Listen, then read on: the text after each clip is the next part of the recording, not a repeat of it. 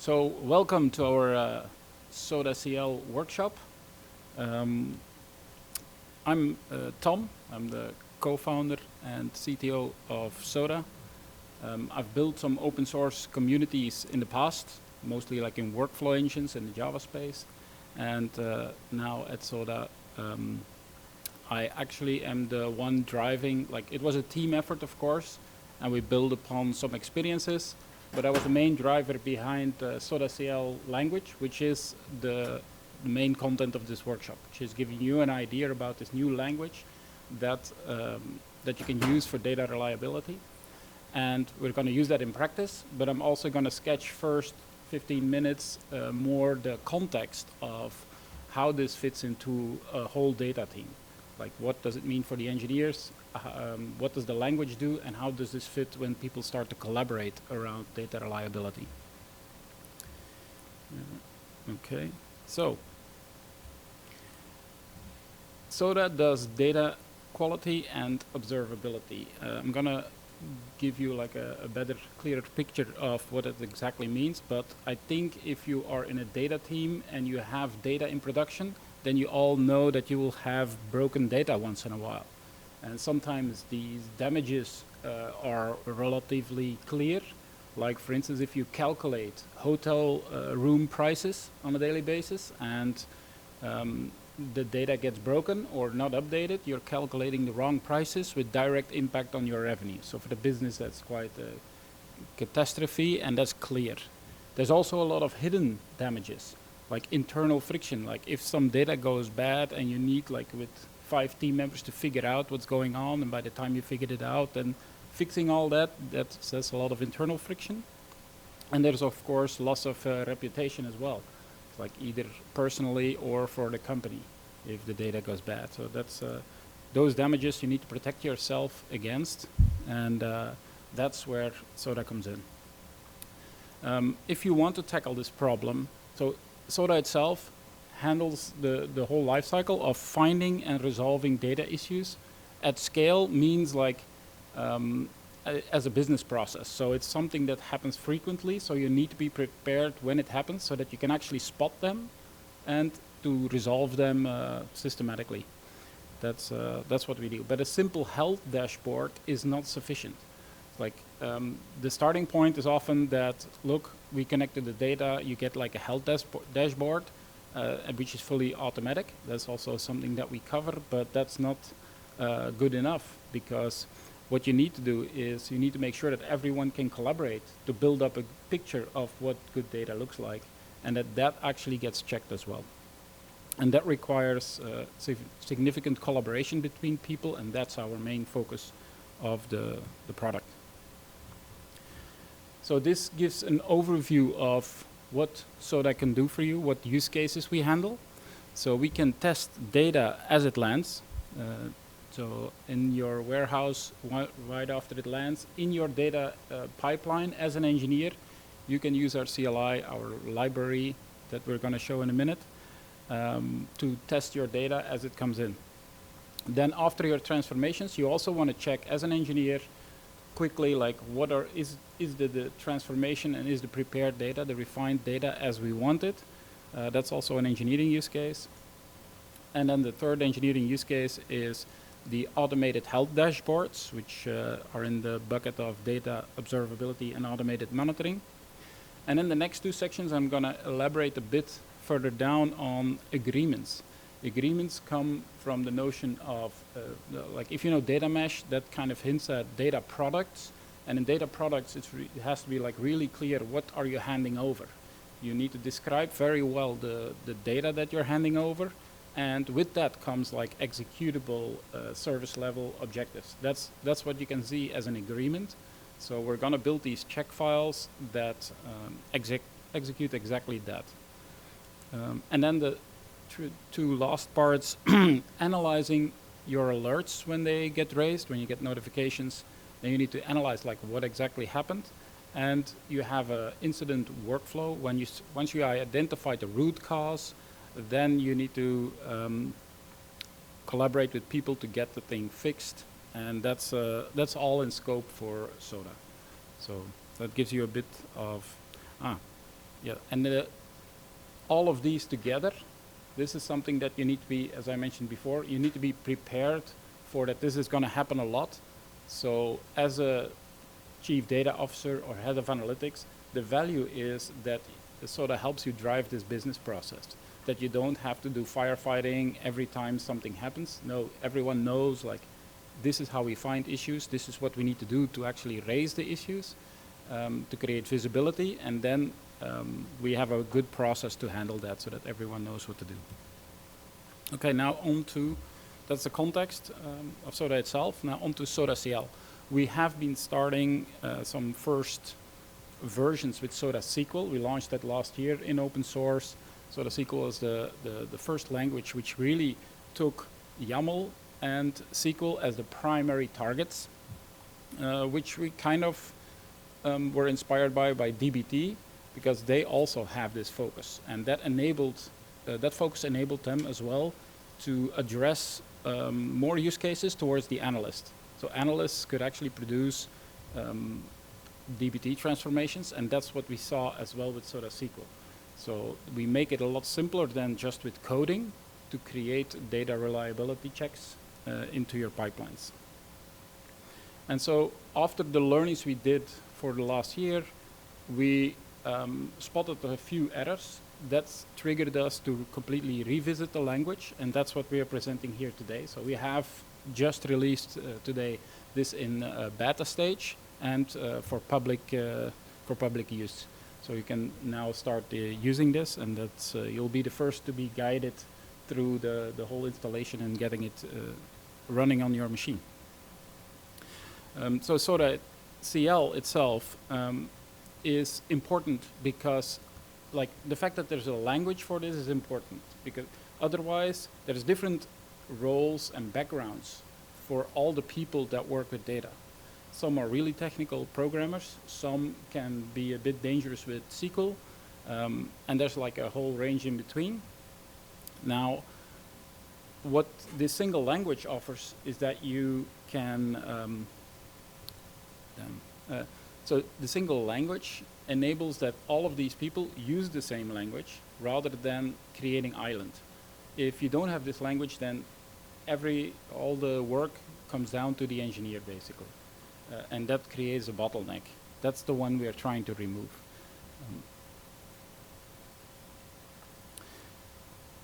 And here you can see that there's two values that we offer. One is for the engineers.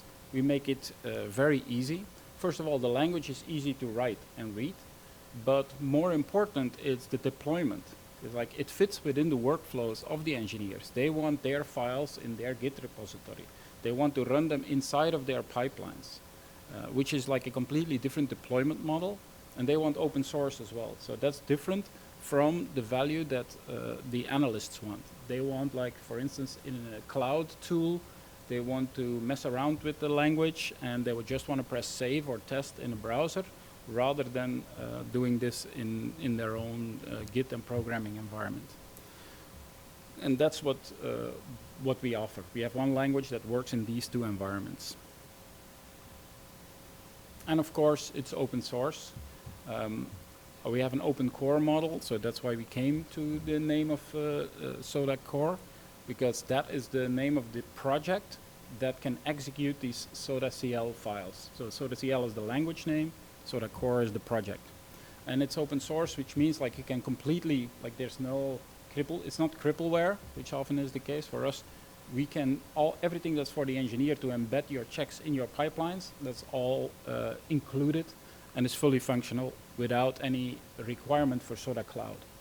Of course, if you connect Soda Core to Soda Cloud, then you will see that this gets a lot more richer, because then you can make use of the metric store that is in Soda Cloud, which makes it really powerful, because then all your checks can start to use the history as well.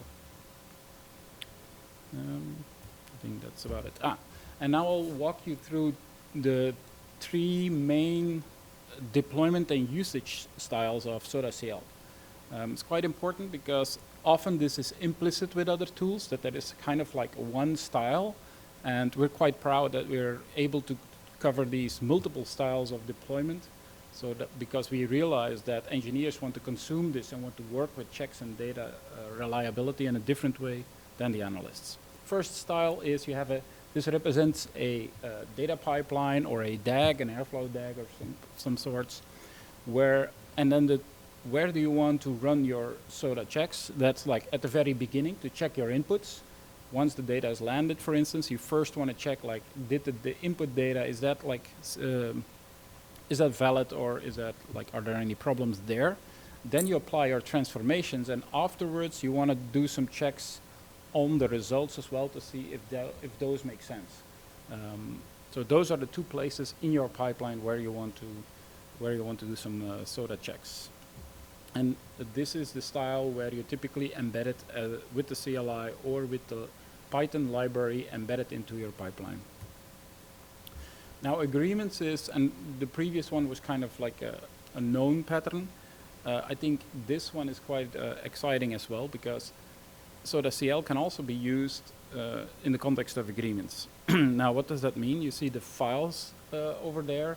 That's where a lot of people, like analysts as well, can start writing SODA CL checks in these files, which then get picked up automatically, for instance, on a daily basis, and they get executed. That's what you see in the scan. So scan for us is a notion where a number of SODA CL files are being read, all the checks are being parsed, and then you're going to go to the data to evaluate if all the checks are okay or if they fail, if they pass or fail.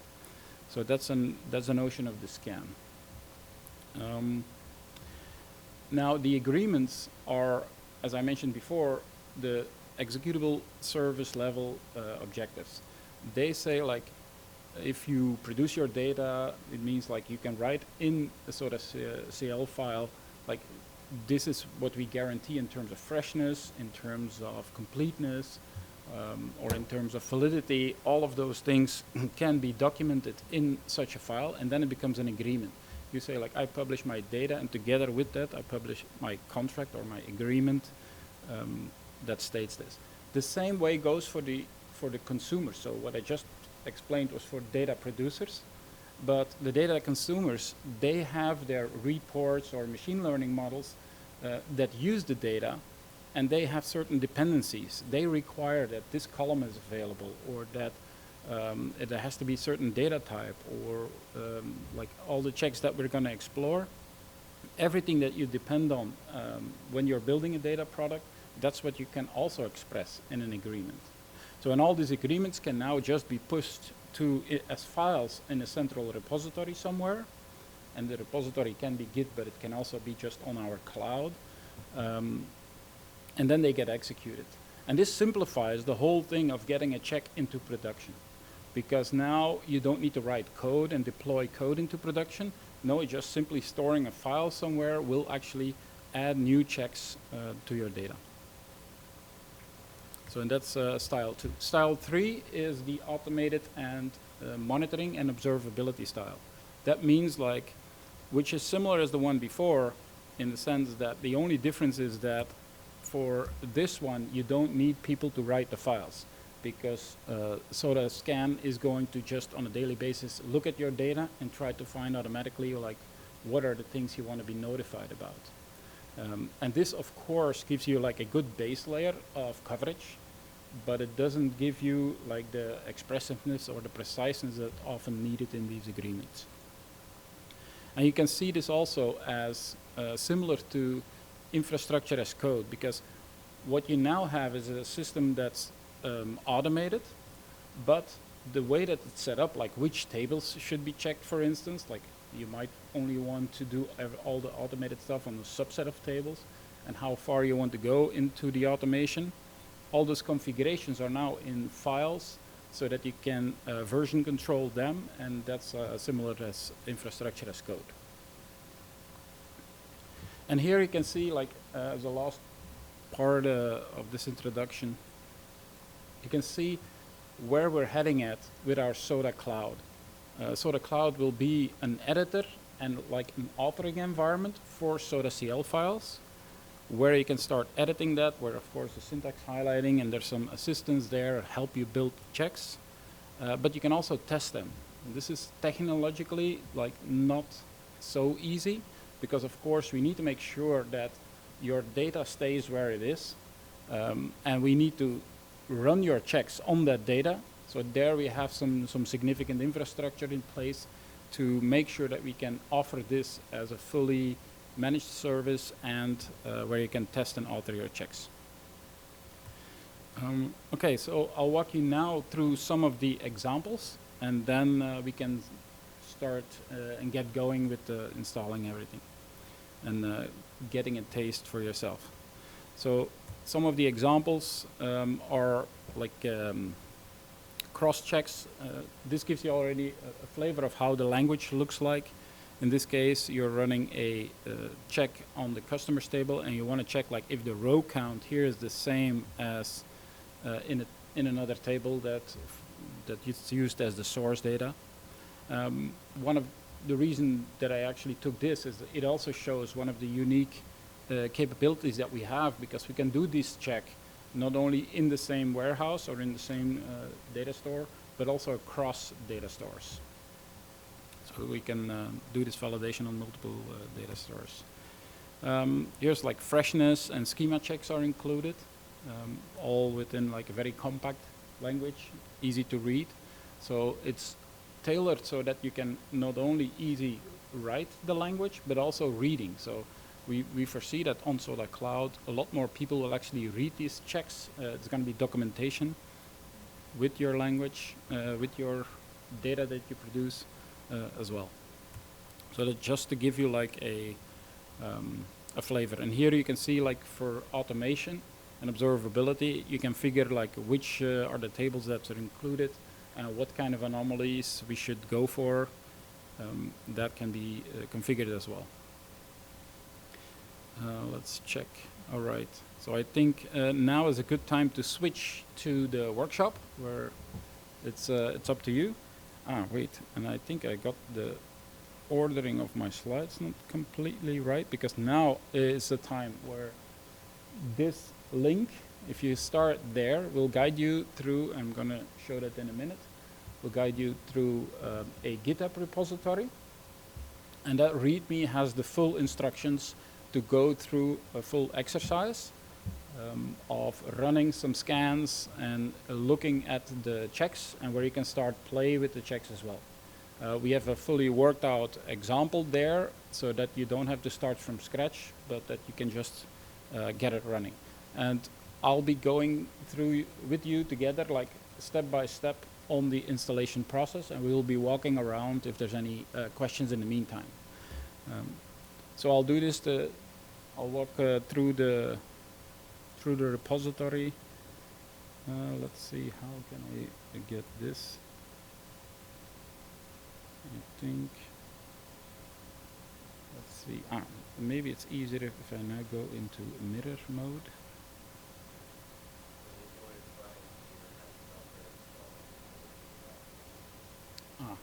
That's a good point. Anyone not yet having Docker on their system? Wow, awesome. Let me share this. And yay. Voila.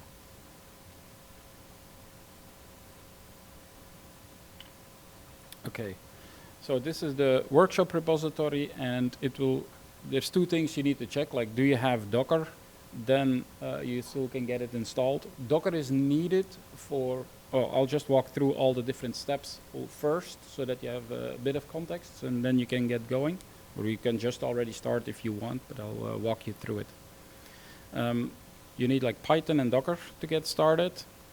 There's a Slack channel and a Slack community that we have, which is really valuable. People help each other out with questions and answers as you go.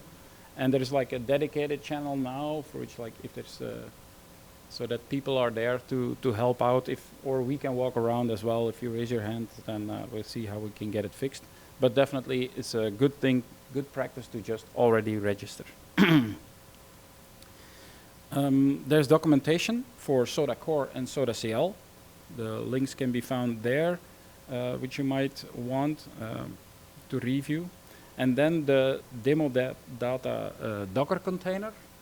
That is the Docker, and that container is actually used to just give you a set of tables in a database to work with. That's the example data. So if you run and start this Docker container, you will have a Postgres that comes up, and it has the demo data. I think 5 tables in it, so that you can run your examples on that. That is the Docker container instructions. Then there's this repository. You want to get the files of this repository locally. We've seen that like the clone will not work in this network, and so you will have to do like the download zip option here to get the files going on your machine. Then the next step is to install the soda. Oh, how? Oh, wow. Yeah, but you might have a different network then. You're not using... okay, cool. And you must have good privileges here on the network. All right. So then installing the CLI.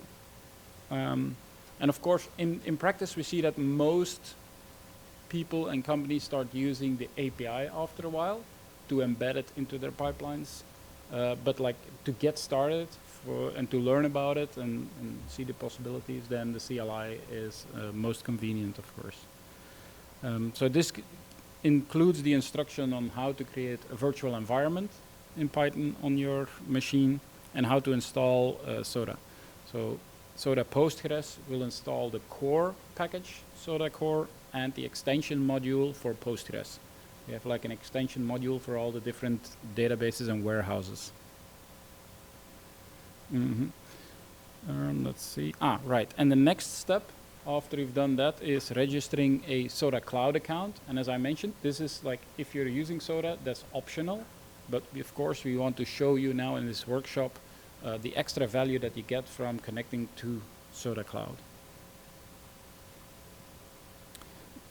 And then finally, we come to the running the check files. There is 3 example check files that you can start from.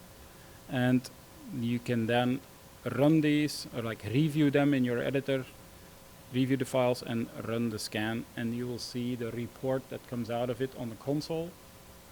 And if you run them a couple of times, that's something I actually didn't include in the instructions. If you run them a couple of times, that makes the Soda Cloud browsing more interesting, because then you will see your history over time as a chart rather than as a single dot if you just run it once every scan. And this is the part where like we put loads of effort into making this a great language and preparing this presentation. So we want to ask you one small favor in return. It's already great that you're here, but if you could give us your feedback, that would be very appreciated. And you can do that either publicly in the Data Council channel or any channel that you find is good. But if you prefer to do it privately, then just email it to workshop@soda.io. That's as you want.